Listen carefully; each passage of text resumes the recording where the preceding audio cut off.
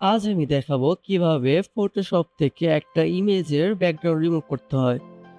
তো আমি দেখাচ্ছি এটা ফটোশপ 2025 থেকে। তো ফটোশপ 2025 থেকে ইমেজের ব্যাকগ্রাউন্ড রিমুভ করা খুবই সহজ এবং এটা অনেক পারফেক্টলি ব্যাকগ্রাউন্ডটা রিমুভ করতে পারে। তো ফটোশপ 2025 যারা ইউজ করেন তারা নিচে এইরকম একটা বার দেখতে পাবে। তো এইখানে সিলেক্ট সাবজেক্টে আমরা ক্লিক করে দেব। এটা একটু লোডিং নেবে। সিলেক্ট সাবজেক্টে ক্লিক করার পর দেখবো আমরা আমাদের সাবজেক্টটাকে সিলেকশন হয়েছে। যদি কিছু এরিয়া আমাদের মানে ঠিকভাবে সিলেক্ট না হয় তাহলে আমরা সিলেকশন টুল থেকে কুইক সিলেকশন নিব। এটা কুইক সিলেকশন টুল নিয়ে আমরা এটাকে আমাদের মতো অ্যাডজাস্ট করে নেব।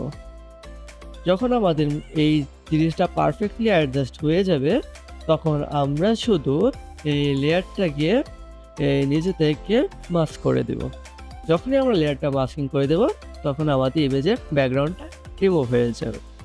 যদি আরও অ্যাডভান্স ওয়েতে আপনারা ফটোশপ থেকে ব্যাকগ্রাউন্ড রিমুভ করতে চান তাহলে আমাদের কমেন্ট বক্সে জানাতে পারেন। আমরা নেক্সটে কিভাবে আরও অ্যাডভান্স ওয়েতে ব্যাকগ্রাউন্ড রিমুভ করতে হয় সেগুলো শেখাবো। ধন্যবাদ।